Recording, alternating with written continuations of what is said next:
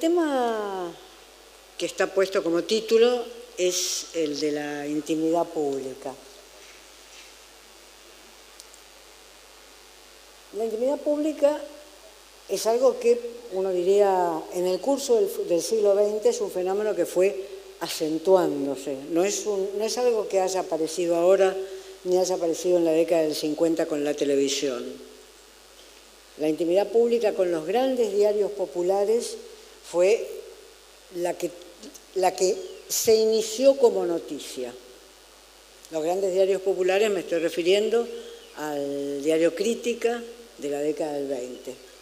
Ese diario trajo un titular que marca como una época, un titular catástrofe, cuerpo catástrofe, que decía: una mujer se mordió un ojo. Esto, que es completamente imposible, nadie se puede automorder un ojo, era la primera como noticia de una intimidad hecha pública. Carecía de todo interés político, carecía de todo interés sociológico, simplemente era como una especie de escándalo de la naturaleza. Estos diarios que empiezan con Crítica atraviesan todo el siglo XX. Algunos de ellos fueron grandes diarios, los que se publicaron en algún momento con García como promotor, y nos traen progresivamente la sociedad del escándalo, la intimidad pública como sociedad del escándalo. Si alguno de ustedes consigue en la web una foto de la que era la star de los años 50, que se llamaba Sully Moreno, ustedes van a ver que Sully Moreno estaba vestida como una señora. No hay ninguna foto de Sully Moreno, una mujer hermosísima, parecida a Sofía Loren. No hay ninguna foto de Sully Moreno que no apareciera vestida como una señora. Vestida con modistos. Iba a comprarse a Europa la ropa. Su marido era un gran director de cine, Luis César Amadori. Años 50. Yo compré infinidad de fotos por internet, de fotos viejas de Sully Moreno para poder compararlas. Pero tienen un ejemplo contemporáneo, Mirta Legrand, que sigue una casi contemporánea de Sully Moreno, no casi contemporánea, es menor Mirta. Mirta era una actriz joven cuando Sully Moreno ya era una actriz, una sensual primera actriz. Una casi contemporánea de Sully Moreno, hasta hoy sigue teniendo como ideal, en su apariencia física, el ser una señora. Y que las actrices sean como señoras.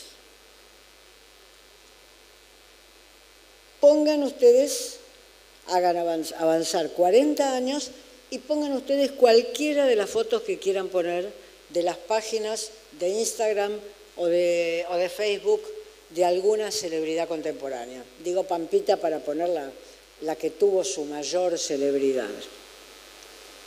Cuerpo semidesnudo, una especie de manto que le cae cubriéndole un seno, pero no el otro. Si se quiere poner emotiva, un niño apoyado sobre el seno desnudo, un niño, su hijo o hija apoyado sobre el seno desnudo, curva muy pronunciada del trasero, en una puesta del cuerpo que es completamente nueva. Ni Marilyn Monroe la había inventado, quebrar la cintura para adelante para que el trasero resurja. Esto es post Marilyn Monroe, este es un invento de ahora, digamos, de los últimos 25, 30 años. Entonces pongan una foto de Sully Moreno, 1950, bajando de un avión vestida por un modisto europeo y parecida a Sofía Loren, cuando Sofía Loren ya era la señora de Carlo Ponti. Pongan eso y pongan esa foto de cuerpo semidesnudo, que son las que más encontramos en los Instagram y los Facebook de la actualidad. ¿Lo inventó Pampita? ¿Pampita para decir un nombre? No. Esto no lo inventó Pampita, este es un invento que uno podría decir colectivo, un efecto cultural social, donde todo, por otra parte, es muy rápido. Yo me gustaría hacer una encuesta, ya que acá hay un experto en encuesta, me gustaría hacer una encuesta acá, entre ustedes y que me digan exactamente quién es el Polaquito y cuál es su profesión. Y si lo recuerdan, más o menos. Polaquito fue una celebridad hace 4 años. Una celebridad del programa de Tinelli. Cuando yo lo olvidé, como se olvidan estas celebridades instantáneas, dije, y estaba escribiendo un libro, dije, ¿de qué era célebre el Polaquito? ¿Por qué cosa era célebre el Polaquito? Y empecé a hacer una encuesta entre mis amigos. ¿Vos te acordás del Polaquito? Sí, más o menos me acuerdo del Polaquito. Nadie me sabía decir qué sabía hacer el Polaquito. Si bailaba o cantaba. Nadie sabía decirme eso. Había perdido toda determinación en esa especie de río leteo, de río del olvido, que es la transformación en una celebridad. Incluso personas que tenían oficios muy estables y prestigiosos y con prestigio bien ganado, como puede ser Graciela Alfano, que fue una gran modelo de la década del 60 y comienzos de los 70, hoy es simplemente una celebridad. Nadie recuerda que fue una gran modelo, sino es la celebridad de hoy. Es decir, se va como borrando eso que el oficio le daba a cada uno de estos intervinientes en la esfera mediática, digamos. Esto entraña, por supuesto, repetición. Hemos visto decenas de Polaquitos y por eso nos confundimos y por eso nadie levantó la mano diciendo, pero por favor, Sarlo, si el Polaquito cantaba. Y yo le hubiera dicho, te apuesto que no, bailaba, y entonces ahí hubiéramos empezado una discusión sobre el saber del Polaquito, que estaba en el programa de Tinelli. Y sobre todos los que pasaban sobre el programa de Tinelli podríamos haber hecho la misma discusión. ¿Cuáles eran sus rasgos? Todos los que pasaron por Gran Hermano, ¿en qué se convirtieron? Aparte de ganarse la vida como pudieron, yendo a las discos, mientras su cara aparecía en televisión, yendo a las discos para hacer los famosos truchos de la noche en la inauguración de una disco. Es decir, que tenemos un lugar donde todo se repite de una manera muy idéntica, un mundo de siameses, digamos, y esa repetición tiene que ser como interrumpida para evitar que la gente dé vuelta a la página, haga el zapping, salga de la red o diga, che, qué aburrido que estás hoy, o alguna de esas lindezas que se leen en las redes sociales. Hoy Alberto Fernández nos está enseñando nuevas de esas lindezas de las redes sociales.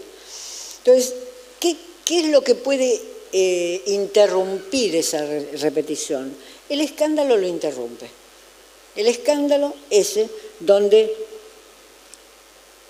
lo vi, me enamoré, vamos a estar juntos para siempre. 20 días después, es la persona más perversa que he conocido, nunca le perdonaré lo que me hizo, no se sabe muy bien lo que le hizo, nunca nos veremos, y si tenían un hijo en ese lapso, si en vez de 20 días habían pasado 20 meses, vamos a disputar por la tenencia de ese hijo, porque ese hijo no merece tener esa madre o ese padre. El escándalo tiene un argumento de una sencillez absoluta. Casi es tan sencillo que no podemos recordarlo. Casi es tan sencillo que en el próximo escándalo lo borra. Es decir, son pasiones instantáneas, fugaces y, sobre todo, extremadamente fáciles de captar de manera distraída. Imagínense que nos pidieran a cualquiera de nosotros que hiciéramos el relato, breve, pero el relato, de las transiciones de Sergio Massa en los últimos 2 meses. De si iba a ir para allá o para acá, de si alternativa federal o no alternativa federal, de si se tomaba la foto, y lo vimos en esa foto, pero después salía y iba a otra posible foto. Sí, para empezar no las recordamos, porque era como una pista de skate eso. Lo de Sergio Massa. Y no es una crítica a él, digo, es una forma de la política contemporánea. al margen de que puedo tener mi crítica.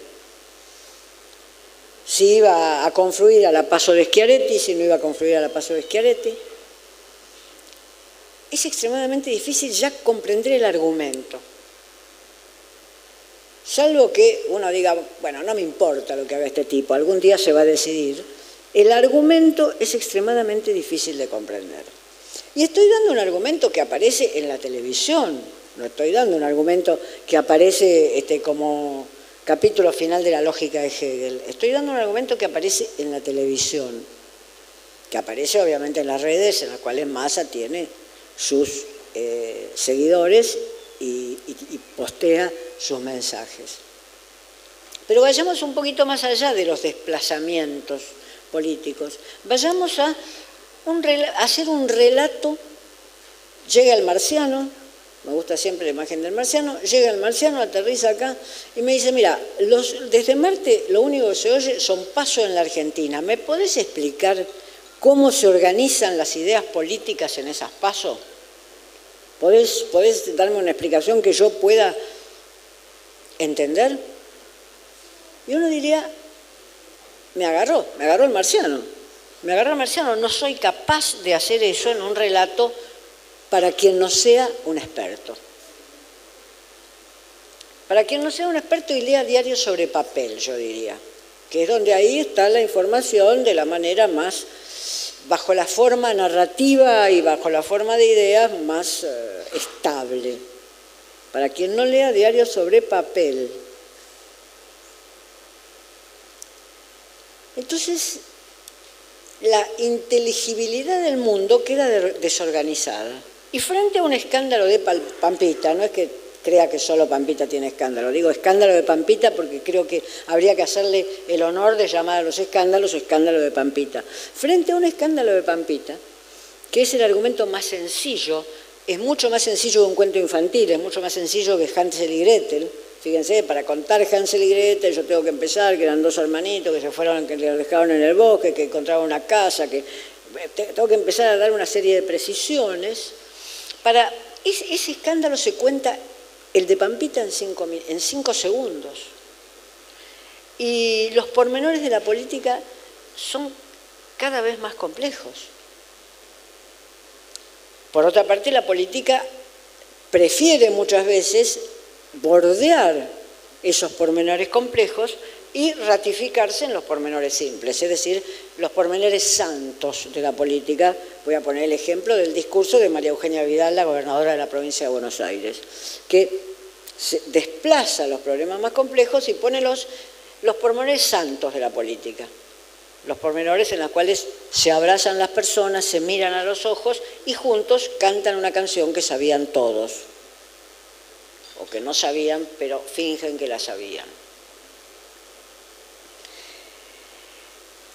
El escándalo, entonces, ya sea en el mundo del espectáculo, ya sea algunas veces en la política, es algo que define este presente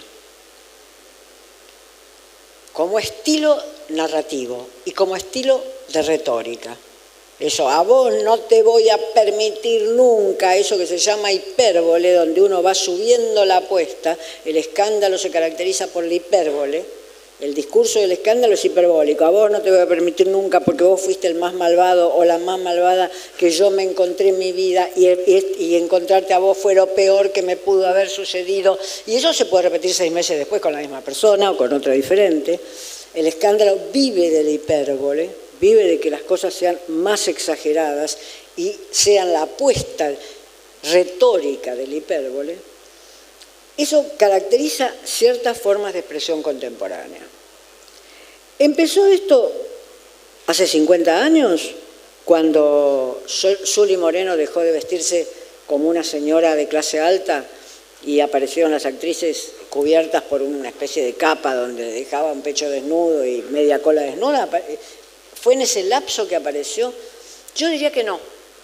Yo diría que la historia del escándalo es una historia muy vieja y que los primeros que conocemos en la historia moderna del escándalo son los que rodearon a la Revolución Francesa. 1779 la Revolución, 1770, ahí en Francia empezaron a proliferar historias de escándalos. La más conocida de todos, que se escribió 1000 veces en ese momento, fue la de los amantes de María Antonieta, que María Antonieta se disfrazaba de pastora y que salía por los campos y que ahí encontraba pastores o nobles disfrazados de pastores con las cuales se dedicaban a hacer grandes orgías campesinas, falsamente campesinas. Hay panfletos anteriores a 1789, hay panfletos anteriores en los cuales estas son las acusaciones, y hay un gran historiador de historia europea, Robert Darnton, que va siguiendo estas acusaciones. Es decir, que el escándalo no es que lo inventamos una vez que Zully Moreno envejeció y ya no podíamos los argentinos tener una actriz de esa belleza y de ese señorío de clase, digamos. Fue un elemento de la política, fue un elemento de la política francesa. Uno diría, un historiador podría decir, cuando las masas populares se incorporan a una acción política, el escándalo viene. Eso fue en la Revolución Francesa, masas populares que no se movían con un libro de Rousseau y otro de Voltaire y otro de Diderot, sino que se movían con un panfleto que decía que la reina y el rey se dedicaban a orgías vestidos de pastores. Esa era como punto de movilización política. Siguió, y lo mencioné al principio, esa forma del escándalo con lo que recogieron los diarios en su época de oro. Si alguno de ustedes vio El Ciudadano, la película de Orson Welles, ese fue el diario contemporáneo al diario Crítica de la Argentina. En un momento los argentinos éramos contemporáneos a grandes innovaciones tecnológicas y a grandes innovaciones discursivas. Si alguien vio El Ciudadano de Orson Welles, ese diario, el del Ciudadano, el que está representado en El Ciudadano, fue contemporáneo del diario Crítica de la Argentina. Y el diario Crítica de la Argentina es ese que tituló Una mujer se mordió un ojo. Era un diario concebido para sectores populares.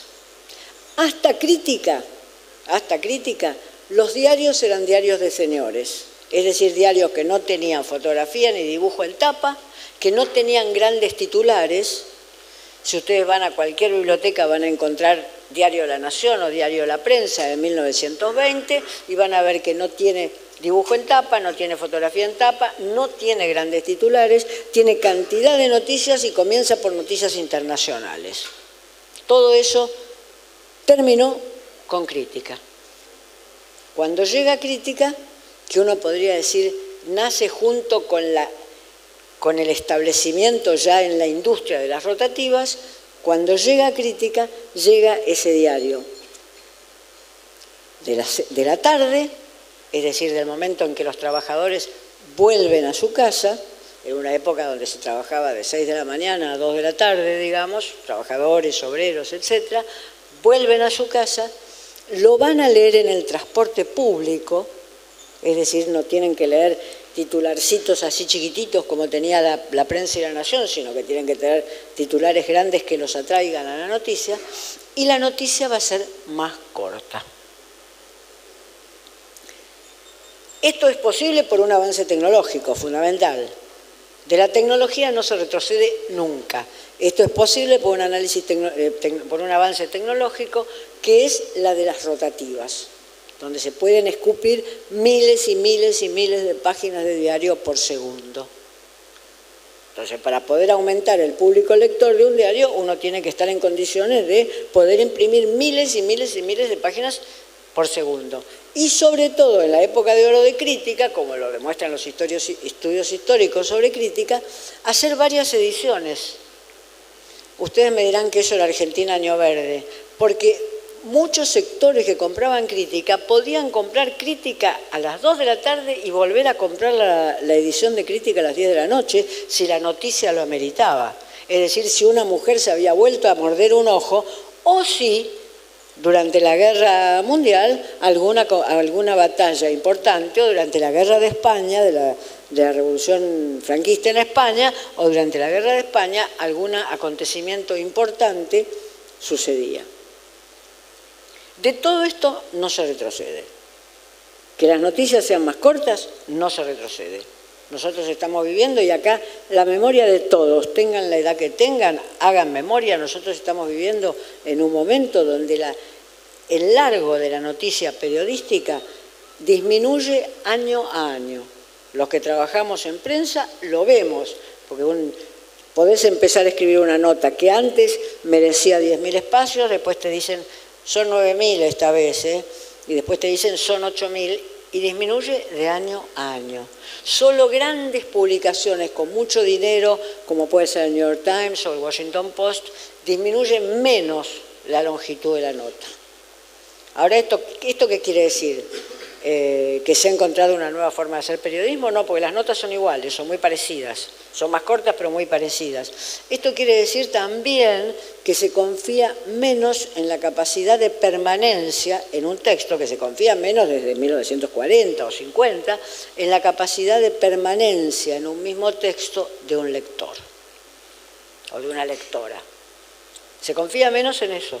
Un lector que podía permanecer, pongamos, 10, 12 minutos para leer 7.000 o 8.000 espacios, no permanece hoy, no le dedica ese tiempo a una noticia en papel. Por supuesto que la web no existe 7.000, 8.000 espacios, excepto que uno vaya a los blogs y a las páginas web. Pero en las redes sociales eso no existe, excepto lo que es colgado en las redes sociales, pero no como expresión de las redes sociales. Es decir, la tolerancia a la lectura va como disminuyendo.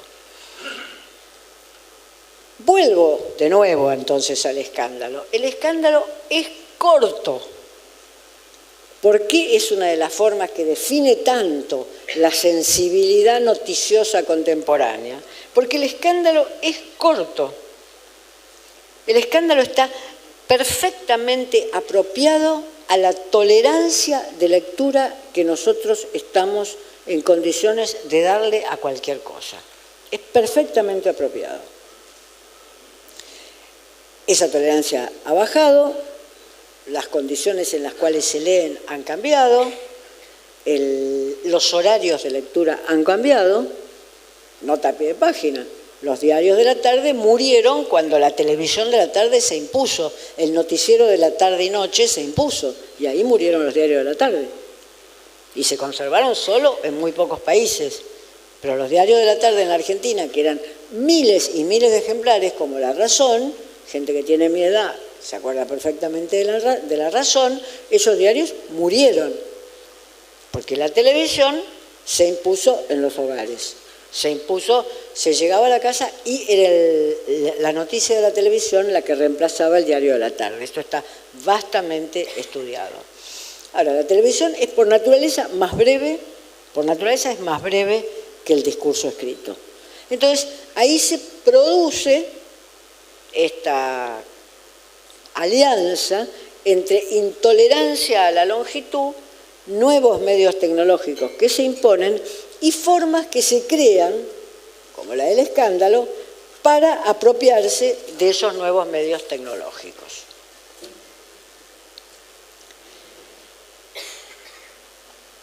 Vamos a otro rasgo. El primero que quise establecer es: de la tecnología no se vuelve. El pesimismo antitecnológico no tiene destino, no ha ganado nunca una batalla, de la tecnología no se vuelve. Es decir, puede que uno nunca use más un cassette de los de cinta, pero eso porque fue superado ampliamente por otros medios de reproducción. Pero de la tecnología no se vuelve. Ya nadie estudia piano para poder en la fiesta tocar el piano para su familia. Se pone música y punto. De la tecnología no se retrocede. Este es el primer punto. La tecnología, el otro punto que dejamos establecido, la tecnología, a medida que penetra las formas de consumo de la sociedad, va proponiendo géneros diferentes. La noticia policial fue uno de esos géneros y el escándalo es otro de esos géneros. el escándalo que hoy vemos y que está en los medios, prendan la televisión a las 2, 3 de la tarde y ustedes van a ver, bueno, si tienen tiempo, solamente los que estudiamos estas cosas creemos que trabajamos cuando vemos eso. Prendan la televisión a las 12:30 de la tarde y van a ver a Rial o algún otro representante local de cada uno de los lugares transmitiendo el escándalo como forma de la historia cotidiana.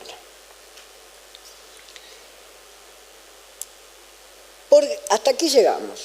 Ahora nos preguntamos, ¿esto forma parte también, o preguntémonos, forma parte esto también de un fenómeno más vasto? Si le creemos a un gran teórico de la modernidad, que se llamó Simmel, un hombre de comienzos del siglo XX, pareciera que todo está pensado en el comienzo del siglo XX. Después se hacen encuestas para ver cómo se demuestra lo que se pensó en el comienzo del siglo XX, pero todo se está pensado en el comienzo del siglo XX. Max Weber, Simmel, ese gran teórico de la modernidad, dijo que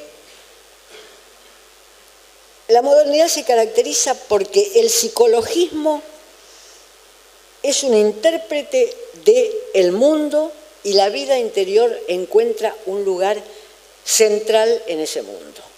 El psicologismo es un intérprete del mundo y la vida interior encuentra un lugar en ese mundo. Voy a dar el ejemplo banal para hacerlo corto. Ay, yo sé lo que a vos te pasa. Vos en realidad estás resentida o resentido por lo que pasó la semana pasada con ese y entonces vas a pedir un aumento porque a ese lo ascendieron. Eso, además de reflejar la lucha de clases en el interior de la oficina, es una interpretación psicologista. En el 19 esa interpretación no hubiera ido. Esa es una interpretación que uno dice típica del siglo XX. Da razones psicológicas subjetivas de hechos que son psicológicos y subjetivos, pero también son objetivos. Entonces, el psicologismo es una de las formas con las cuales nosotros entendemos el mundo o creemos entenderlo. No tengo que mencionar que Freud es uno de los grandes teóricos de fines del XIX, comienzo del siglo XX. Es la descripción que él hace del mundo un poco cognoscible y un poco difícilmente cognoscible, que es el mundo de lo subjetivo, el mundo de la conciencia y del inconsciente, la descripción que él hace es la que marca nuestra forma de pensarlo, así no hayamos leído nunca una página de Freud. Nunca. ¿Quién no escuchó decir, vos estás proyectando? La persona que dice, vos estás proyectando tu problema, ¿leyó una página de Freud? No. Freud ha pasado a ser nuestro vocabulario. Histérico. Ahora se usa decir que las mujeres no somos ni histéricas ni no sé qué. Histérico es una palabra que no estaba en el vocabulario hace 60, ni 70, ni 80 años. Se decía nervioso, mal aparte, según el nivel de lengua. Histérico no estaba. Eso viene directo de Freud. La histérica como insulto a la mujer, como aquella mujer que promete pero no da, que eso es la histérica, digamos, aquella que promete, da signos de prometer pero no otorga lo que da signos de prometer, ese nombre no estaba. Entonces el psicologismo le da nombre incluso, ese psicologismo, el freudismo, etcétera, le da nombre incluso a nuestras reacciones más cotidianas. Está medio paranoico ese. Decir está medio paranoico ese no es haber leído una página de Freud. Y decimos está medio paranoico, sí, es un perseguido. En vez de decir paranoico, decimos es un perseguido, cree que todo el mundo lo persigue. ¿Leímos una página de Freud para decirlo? No, yo no la leí, Y uso la palabra paranoico como si fuera psicoanalista. Quiere decir que se ha incorporado al lenguaje con el cual se interpretan las relaciones sociales y se interpreta la vida social.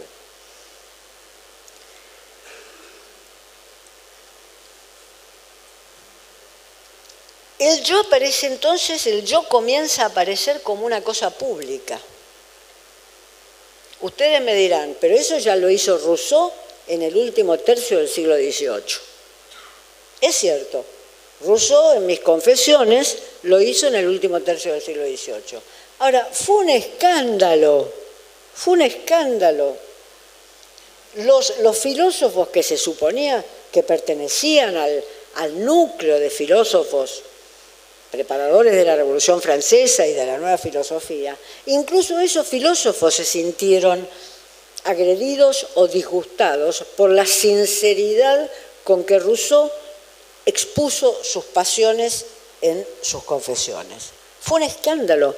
Hoy se podría dar de lectura en el secundario, si es que en el secundario se lee algo todavía. Hoy se podría dar de lectura en el secundario. Cuenta sus enamoramientos, sus traiciones, sus deslealtades, cuenta de la manera más abierta sus traiciones, sus deslealtades y sus amores, además de otras cosas bastante más interesantes que eso. Pero Rousseau fue escandaloso. Doy un ejemplo local. El uso que hacía Sarmiento de la primera persona, Sarmiento comienza su Facundo diciendo: sombra terrible de Facundo, voy a evocarte. Él, Sarmiento, que no era nadie, cuando escribió Facundo no era nadie Sarmiento, era uno de tantos exiliados. Ese voy a evocarte causó escándalo en otros contemporáneos que decían: pero ¿quién se cree que es Sarmiento para hablar todo esto en primera persona? Lo decía Alsina, otro exiliado en contemporáneo de Sarmiento. El yoísmo del Facundo de Sarmiento, hablaba de Facundo, pero hablaba de Sarmiento todo el tiempo, y el yoísmo de Recuerdos de Provincia resultaba intolerable para las costumbres de ese momento. ¿Quién no usa la primera persona hoy? Nota al pie del periodismo. La primera persona en el periodismo estaba prohibida. No se usaba primera persona, salvo en las notas costumbristas, las de Roberto Art. Pero en el periodismo de información no se usaba. Hubo un gran periodista argentino, Jacobo Timerman, que en el diario La Opinión, de repente, yo era muy joven en esa época, ni soñaba con escribir, ahí, de repente un día encuentro una primera persona en un artículo y me agarra como un sacudón. No había visto nunca un yo en un artículo periodístico. Si no recuerdo mal, era del hoy diputado Moró. Si no recuerdo mal, el artículo era del hoy diputado Moró, pero se podría rastrear en el archivo de La Opinión.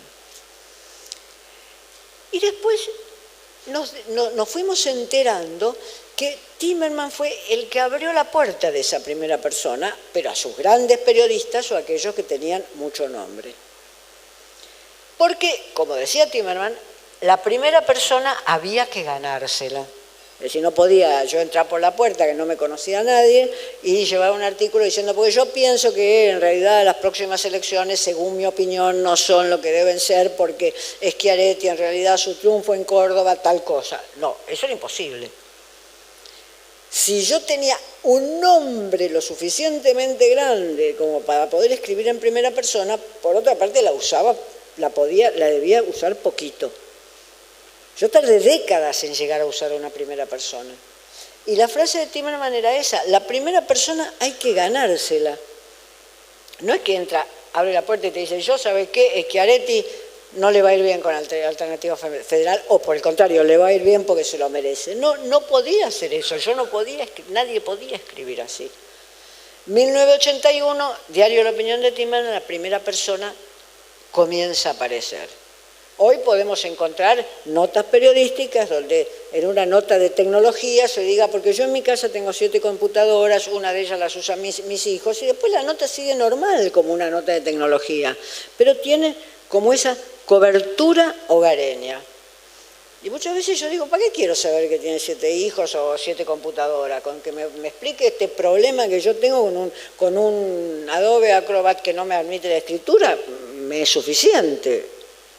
Sin embargo, está legitimado. El yo entonces se ha vuelto una cosa pública y ya no tiene que ser defendido. Se dice: porque yo pienso, y se puede largar después de eso lo menos pensado.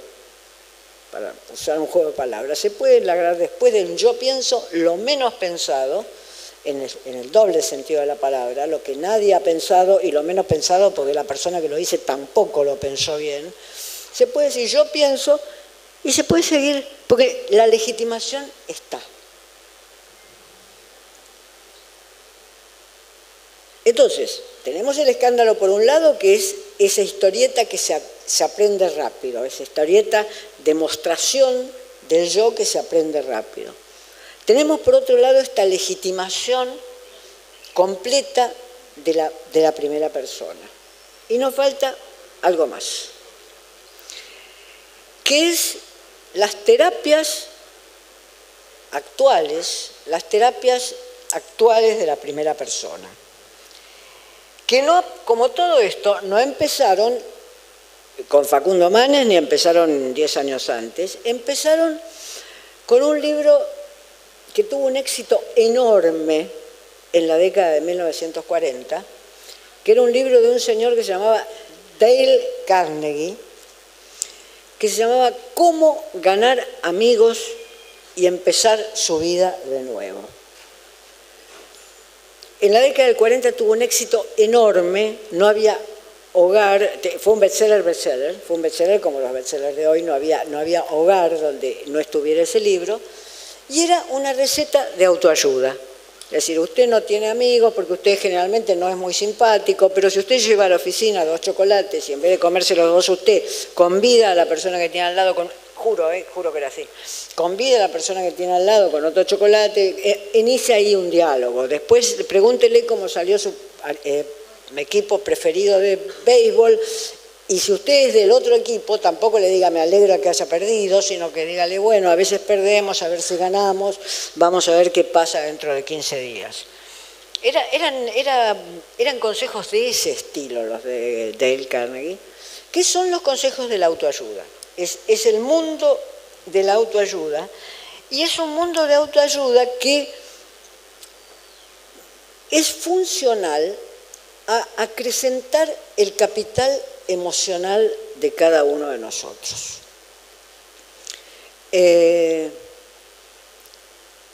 Hay un gran sociólogo francés, Pierre Bourdieu, que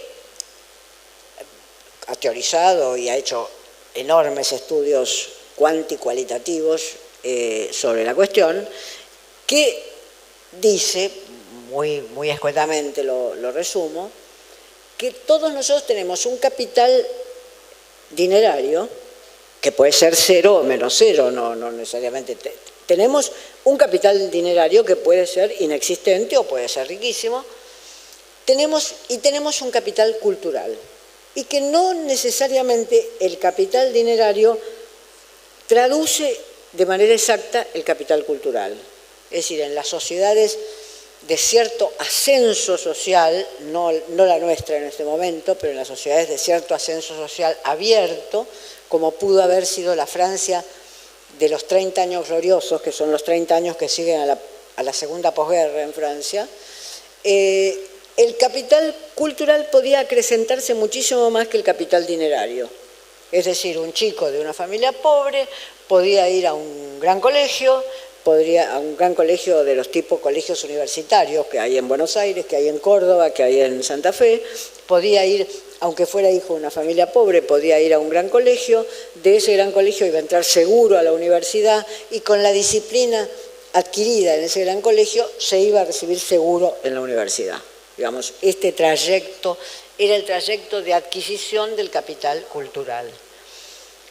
En general, quienes tienen capital dinerario pueden hacer más fácilmente ese trayecto, pero el capital cultural en las sociedades con movilidad, ese trayecto es posible. La Argentina, créase o no, tuvo ese trayecto.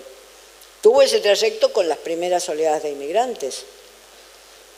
Revisen ustedes quiénes fueron sus abuelos y es muy probable que ustedes estén en condiciones culturales y dinerarias superiores a la de sus abuelos.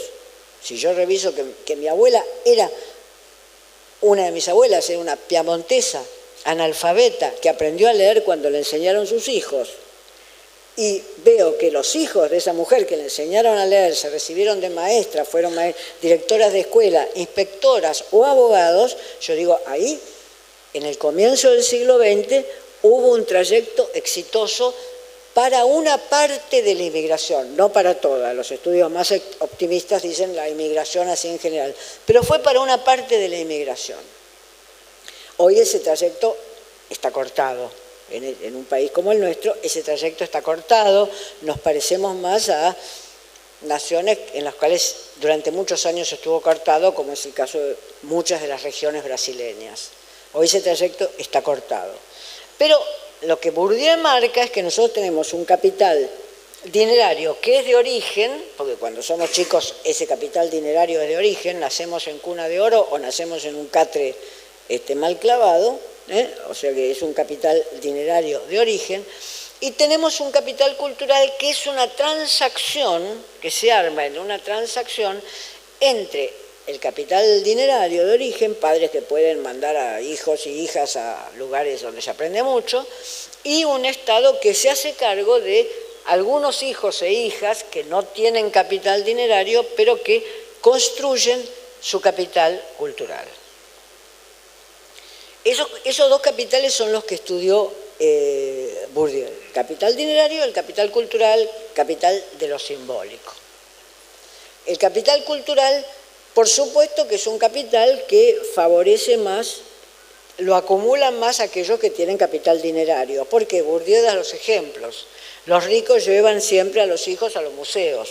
Los ricos de la ciudad de Buenos Aires pueden llevar siempre a sus hijos al Colón. Entonces el capital cultural, el capital dinerario ayuda al capital cultural. Pero en sociedades con movilidad, el capital cultural puede adquirirse con más trabajo, con más esfuerzo, pero puede adquirirse. A ese capital es al cual hoy se le agrega con una denominación inspirada en Bourdieu, aunque no es bourdieusiano el que le agrega la denominación, es inspirada en Bourdieu, el capital emocional. Capital dinerario, la plata, capital cultural, las instituciones por las cuales pasamos, y capital emocional, el modo en el cual gestionamos la riqueza recibida y ganada, el modo en el cual gestionamos las instituciones por las cuales pasamos. Ese capital es el capital emocional. Voy a dar un ejemplo banal para que se entienda rápidamente. Alguien que viene de muy abajo puede hacer todo el esfuerzo y entrar a una gran escuela secundaria de origen universitario que hay en todas las provincias, o en la mayoría de las provincias. Pero el capital emocional no lo ayuda a sobrellevar los 5 años de esa escuela.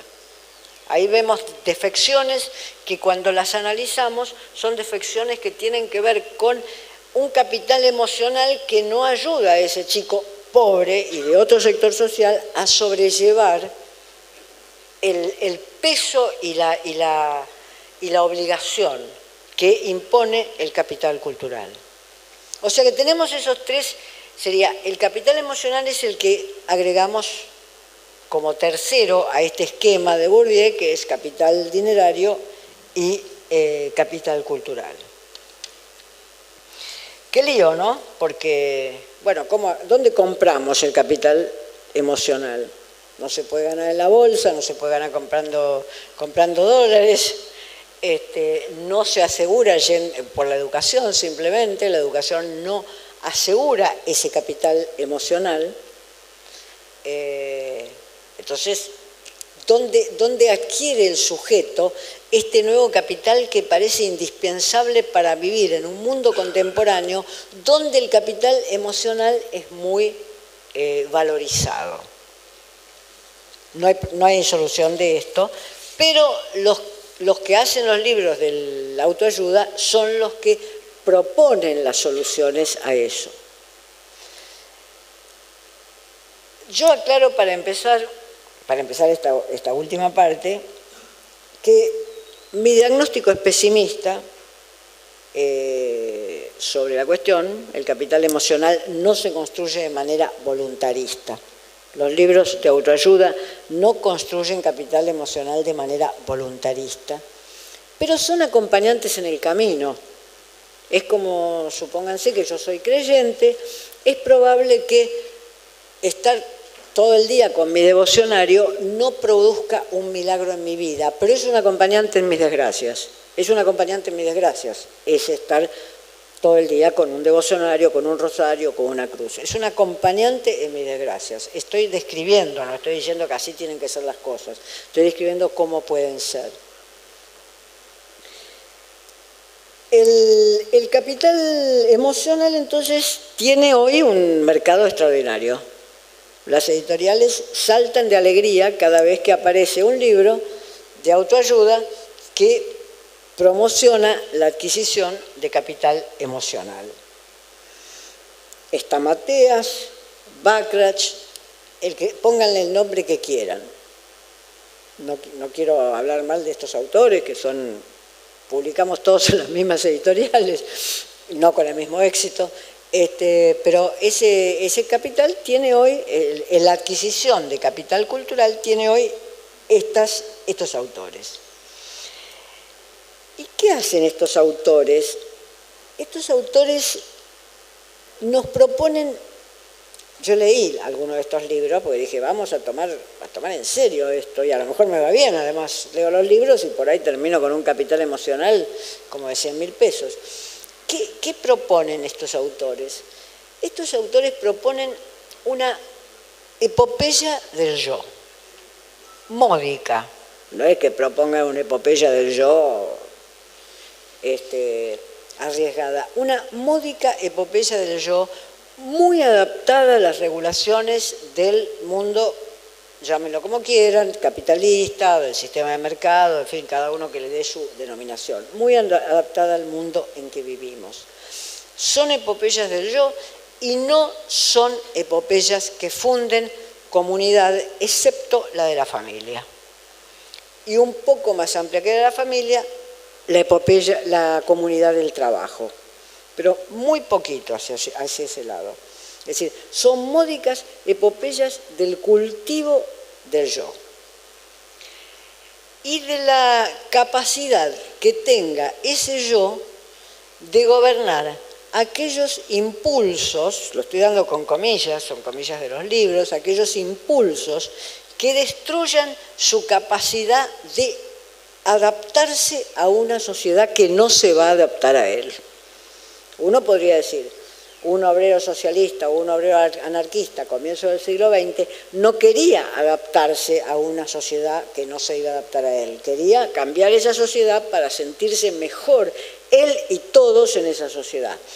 Lo que hacen los libros de autoayuda es dar los consejos necesarios para la adaptación a una sociedad que no se va a adaptar a él.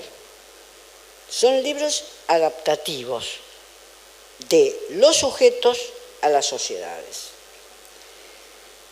Claro, esa epopeya del yo es muy poco aventurera. Y ahí vuelvo a los escándalos. Esa epopeya del yo es muy poco aventurera.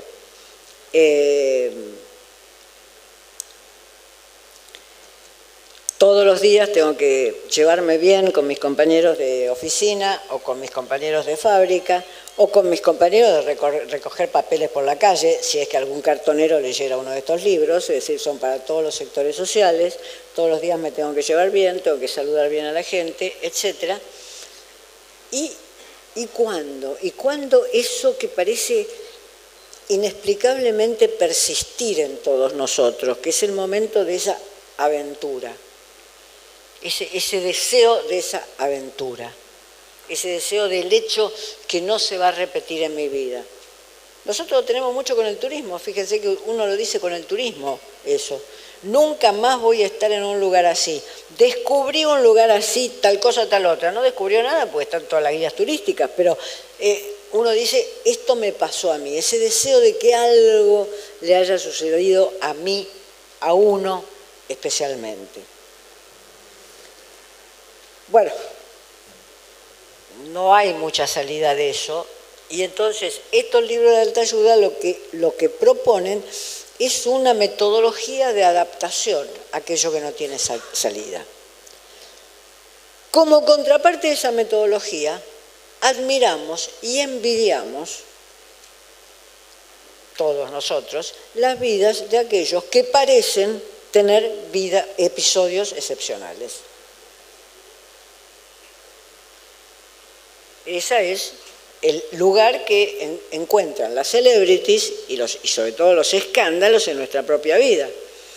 Nosotros que jamás le diríamos o que difícilmente pronunciaríamos las palabras que se pronuncian durante los escándalos, encontramos ese principio identificatorio. Hay alguien que zafa, hay alguien que parte hacia una aventura. Vamos a ser felices toda la vida. 15 días después, ya no lo quiero más, que no aparezca por mi casa ese hijo de tal por cual. Ese episodio que está cargado de aventura, está cargado de energía. Eso es lo que nosotros no tenemos. No tenemos cada 15 días un episodio así. Porque además no tenemos ni capacidad económica, tenemos límites emocionales para vivir de ese modo los episodios. Entonces, vamos buscando quizás, y nos reconciliamos con ciertos discursos que uno ve en la televisión o que uno ve en las redes, vamos buscando esos momentos de excepción que otros tienen en las vidas. Como si le miráramos el Cadillac o el Mustang, como si le miráramos el Mustang al millonario. También uno dice, o el vestido, también uno dice, qué lindo hubiera sido vestirse con esa ropa. Uno sabe que no se la puede comprar, que no se la puede pagar. Entonces, eso crea como un principio de identificación que no se va a cumplir nunca, pero que como principio de identificación puede funcionar, digamos, como principio de identificación de alguna manera mantiene a ese yo en el centro del teatro.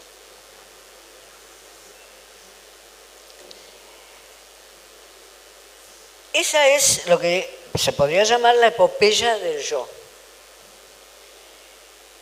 Una cosa, por supuesto, es la epopeya del yo de alguien que gana bailando por un sueño, y otra cosa, por supuesto, es la epopeya del yo en alguien que dice, bueno, logré irme de vacaciones 15 días. Son epopeyas diferentes. Pero esas, diríamos, son las epopeyas del yo, las recompensas simbólicas, emocionales, de un yo que quizás tenga bajo capital dinerario y que no se conforme con su capital cultural, que no le parezca que su capital cultural vale todos los sacrificios que hace ese yo y sus hijos y sus hijas en la vida. Esas son las que yo llamaría esas epopeyas del yo. Lo que encontramos entonces es un mundo de exhibición permanente en la cual nosotros, que no somos los exhibidos, envidiamos de alguna manera, no digo que cada uno siente ese sentimiento, sino seguimos esa exhibición, nos pegamos a esa exhibición. ¿Cómo sucede todo esto? Y con esto ya me voy acercando al fin de mi conversación con ustedes.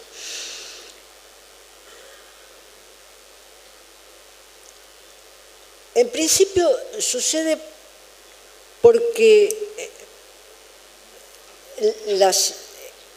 estos últimos capítulos del yo emocional han encontrado una teoría muy persuasiva, que arrancó con Dale Carnegie, como lo dijimos, y uno podría decir que tiene en la Argentina figuras de científicos muy respetables, como Facundo Manes, pero cuando Facundo Manes escribe sus libros, no escribe libros de neurobiología o de cirugía del cerebro, escribe libros de voluntad y, si no, un poco de cuchillito en la cabeza. Es decir, oscilan entre esas dos cosas el libro de Facundo Manes. Es decir, voluntad, como si Freud no hubiera existido, Freud se hubiera reído, la voluntad no entra a cambiar la situación de las personas, voluntad, y si falla la voluntad, un poco de cuchillito en la cabeza. Es decir, que son soluciones que, aunque uno no las tome, son soluciones que están como al alcance de la mano. Uno tiene la sensación de que el capital dinerario está ahí, se hereda o se acrecienta, el capital cultural está ahí, en parte se hereda, en parte se acrecienta, y el capital emocional hay que aprenderlo en alguna parte. Hay que aprenderlo. Hay que aprender a juntar ese capital en alguna parte. Hay que aprender a encontrar las situaciones donde cierto uso de la voluntad y cierto uso del optimismo, no he leído nunca libros más optimistas que los de Facundo Manes, son libros verdaderamente optimistas, siempre cierto uso de la voluntad y cierto uso del optimismo pueden acrecentar nuestro capital emocional. Es complicado porque la otra cuestión que se produce con este yo, y espero no resonar como elitista acá, pero bueno, la otra cuestión que se produce con este capital emocional y este yo configurado hoy, es que separa una enorme mayoría de todos nosotros de las grandes creaciones artísticas y filosóficas del siglo XX y de las que se están produciendo hoy, que son todas complicadísimas, que son todas que no admiten bajo capital cultural y que son todas que desprecian el capital emocional, es decir, no lo toman en cuenta ese capital emocional. Pueden suscitar grandes emociones, pero no para acrecentar un capital. Es complicado porque se da una vez más una fractura entre públicos. Es una fractura, esa es la condena de la modernidad. No es solamente que todos seamos subjetivistas y que todos nos concentremos en la construcción de nuestro yo, sino que la otra condena de la modernidad es que ha pasado a importarnos la fractura. No es que antes no existiera la fractura, había millones de campesinos en Europa, en América campesinos y pueblos originarios que estaban completamente excluidos y esa fractura no era un tema fundamental. Sí, después se pensó en la educación como formas de reparación de esa fractura. Pero no era un tema fundamental. Mientras que para la modernidad siglo XX y ya siglo XXI, esas fracturas culturales son un tema. Son un tema porque uno siente que la sociedad está hecha de muchos pisos, porque uno siente que las diferencias entre las personas son diferencias muy profundas, tan profundas como mi diferencia con un millonario. Es decir, así como yo me diferencio con un millonario y el millonario debe decir, mira, esta estúpida, todo lo que habla, pero seguramente no puede pagarse un departamento de 100 metros cuadrados, y tendría razón, las otras también son igualmente profundas.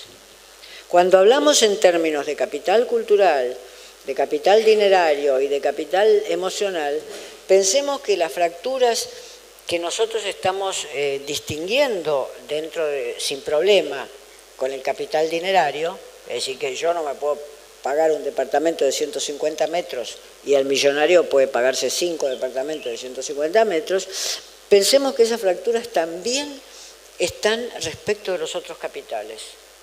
Y cuanto más lejos esté la enseñanza de la gente, y sobre todo de los jóvenes, más se va a profundizar esa fractura del capital cultural y también del capital emocional. Porque el capital emocional es fundamental para la construcción, el capital cultural es fundamental para la construcción del capital emocional. Nuevas subjetividades, entonces, en las cuales podemos partir desde aquellas anécdotas que uno recoge en la televisión y puede recoger un corpus infinito de estas anécdotas, hasta el imperio del yo que caracteriza las redes sociales. No ha habido, ni con el romanticismo, ni con Víctor Hugo se ha usado más el yo que en las redes sociales. Víctor Hugo fue el poeta que puso el yo en la literatura, ¿no? Empezó un poema diciendo, este siglo tenía 2 años cuando yo nací. Forma de empezar. En vez de decir, Napoleón tal cosa, dijo, este siglo tenía 2 años cuando yo nací. Puso el subjetivismo y el centramiento de las redes sociales no tiene equivalente en la historia cultural anterior. No la tiene. Después podemos decir si son muchos o pocos los que las escriben, los que las leen, los que le dan crédito. Lo que puedo decir es que comparando texto a texto no tiene el subjetivismo, no tiene equivalente de eso. No tiene equivalente ni en la literatura romántica. Rousseau se pasaría por ser una persona que no hablaba de él, frente al uso del yo en las redes sociales. Y esto es lo que dice Simmel. La realidad vista bajo la perspectiva de un sujeto. Es probable que eso haya contribuido a humanizar, como se diría usando un verbo clásico, a esa realidad, pero también es probable que haya contribuido a deformar cuáles son los grandes problemas que estamos enfrentando. Bueno, y con esto termino.